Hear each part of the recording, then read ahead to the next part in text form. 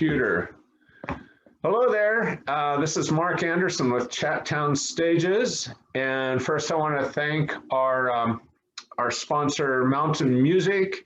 You should go out to their music store on Hickson Pike and they'll treat you right. It's a locally owned store and great prices on and great quality instruments there.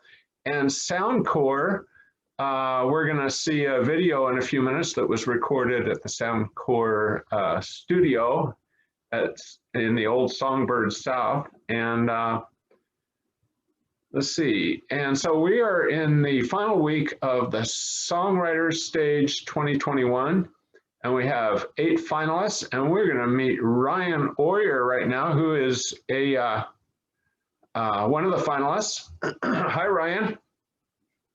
Hi there. Are we okay? Okay. The technology stuff, you know, I hope everything will go okay. Ryan Oyer's song is Choice. But first, I want to get to know Ryan just a little bit. I know you from around town. I've seen you perform, and we have a lot of mutual friends. Because do you love the music scene in Chattanooga? Like the rest? Absolutely. Isn't that a great? You know? It is. It is. And where are you from? How long you been here? Well, I was born in Detroit, Michigan. Well, just west of Detroit. And we moved to Ringgold, North Georgia, in 1997. So I was about 13 years old when we moved. Okay, you've been here a while? Yeah, and I've been here ever since. And what have you been doing during the last 12 months of COVID? Well, you know, I was fortunate enough to still get to play some gigs last year. I did some outside outdoors gigs, and so I got to play on the Southern Belle quite a bit. Really? Yeah, and it's a great little gig. I played for, you know, the tourists really, and also a couple other patio gigs and stuff like that. And the beginning of this year, I started recording a record, and because, you know, winter slows down anyway, regardless of you know, pandemic or not. So I tend to kind of go into my reflective phase in winter, and usually, if I don't already have a project going, I start one. So that's what I did this year. Cool. Say, I hear that you are the long lost little brother of John Lennon. Is that true? I wouldn't go that far. No, I do have him. Well, he's upside down, but he is tattooed on my arm there. Oh, okay. Well, let me see if I can do it. Let's see. All righty. Oh, that's beautiful. Yeah, that was my friend Lynn Buckner did it. And but yeah, you know, the Beatles you know, shaped me in a huge way as a songwriter. And I found when I was about 5 years old watching A Hard Day's Night for the first time, I was like, those guys, you know, they were amazing. They were funny, witty, especially John. John's like, he was so quick-witted. And you know, I just always, and our birthdays are like 3 days apart, and so I've always kind of related to him in a lot of ways. And fun fact, so I learned this year that my old house in Redford, Michigan was it was built on what used to be the strawberry field of the farm in Michigan.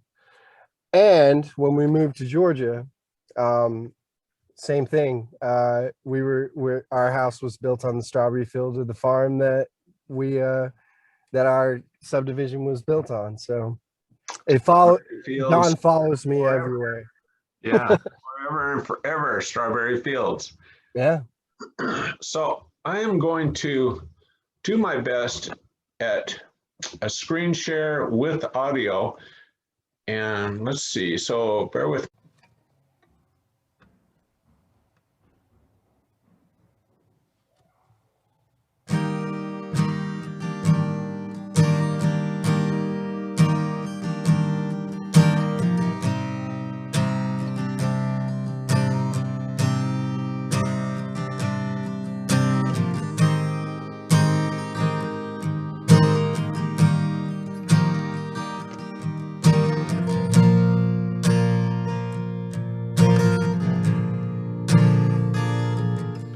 A kiss on the apocalypse. Watched it as it fell to bits. Saw the pieces just scattered across the floor. Swept it all beneath the rug. The fractions of remainder love for a little girl. You left a God-sized hole. Sold off my art's real estate. Took a loan out at fixed interest rate. The mortgage I could barely afford. For the ashes of a dying dream. Existential questioning. Well, I was wondering, could you spare a little hope? And I thought I was done singing these sad songs. Honey, you became the saddest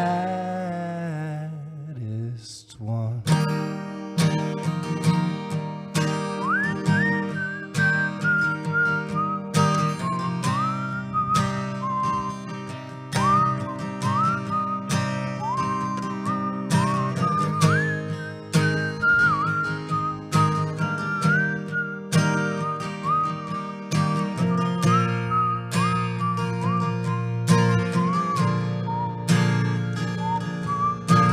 Meditating now and then, listening to Alan Watts to go to bed.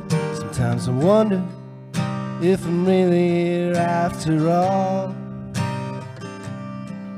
Pandemic, existential dread, Stockholm isolation settles in. Suppose that life is what we make of it, but maybe not. Slipping through the cracks of my reality, my nightmares, my fantasies. We still talk, but strangely now you use my voice. As my inner child plays hide and seek, gallivanting through my memories. And I wonder, love, did I ever have a choice? And I thought I was done with singing these sad songs. Honey, you became the saddest one.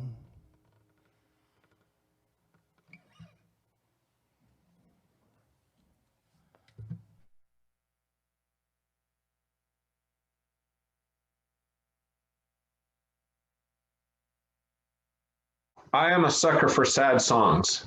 I think we should have a category of this contest called the sad song contest. I've joked about that before, but there's some of us songwriters that are just like, listen to Katrina Barclay's songs sometimes. Yeah, yeah.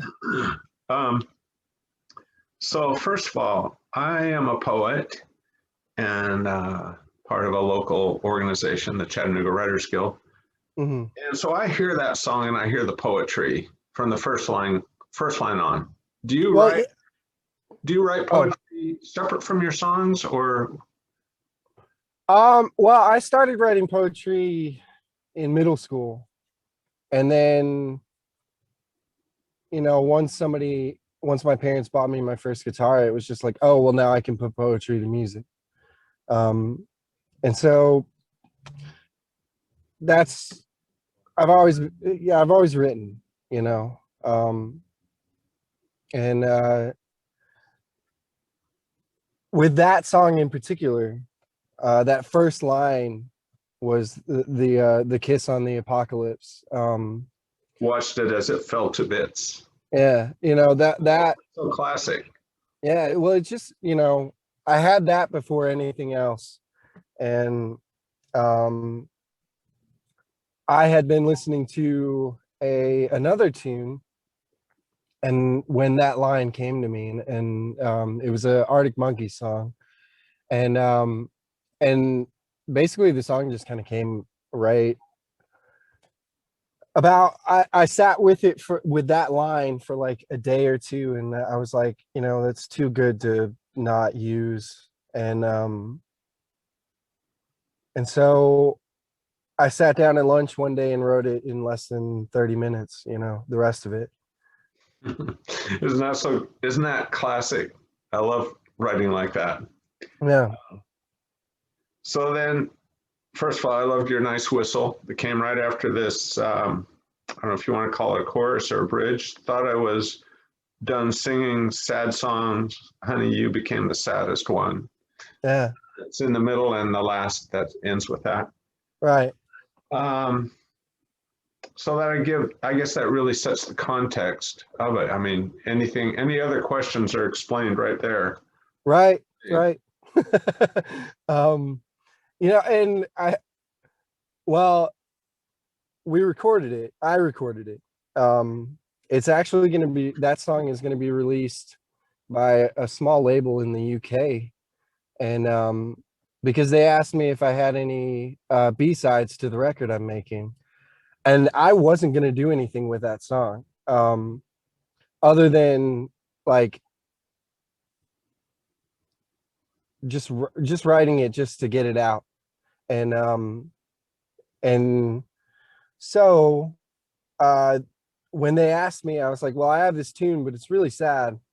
And he goes, well, you know, we love sad songs. I was like, yeah, a country that it rains 90% of the time is going to love sad songs. So, but yeah, you know, it's kind of a dream for me. I mean, I grew up listening to Britpop, and of course, you know, British Invasion were both huge influences on me. So for my song to be released in the UK is like, check, you know, yeah. Bucket list check. So yeah, that's pretty sweet. Mm-hmm. So there's a couple of other lines in here that are just pandemic existential dread, isolation settles in. Mm-hmm. And then you have my inner child plays hide and seek, gallivanting through my memories. I'm not sure if I got that exactly right. Yeah, yeah. Well, and I have wanted to use the word gallivanting in a song for a long time because my grandfather used to, they would go, you know, Sunday driving. Basically, he'd take all the kids and they'd get in the car and they would go into town, and he always called it gallivanting. And so like that juxtaposition of something that I find like very beautiful and carefree and fun, with, you know, this like inner child going, you know, playing hide and seek in your memories. I found provocative, and you know, yeah. So that's kind of why that ended up in there. All right. Well, we are going to wrap this up, but Ryan, yes, we've got some hot competition out there, and I'm sure that what this has brought forth, though, contests in a way make people put forth their best, and I'm amazed what our finalist songs are, and I'm glad I'm not a judge, but I certainly love your song and well, thank you. And all your art that you do, and well, thank you. Friendship. So well, you know, and this whole thing really came at perfect timing because we're about to release the record and whatnot, and to let people know that, hey, this is coming, you know, and that's kind of what made me go, because songwriting's not a sport. It's, you know, I get that it's a competition. You're really only in competition with yourself, making yourself better. And you know, whether I win or lose, whatever, like, that's cool. Well, I'm going to have to There's part quote of me that you. wants to win just because, you know, and it's like I want to win with a B-side and be that guy. So cool. Ryan Oyer, thanks very much, and good luck. We'll see you around. Thank you, Mark.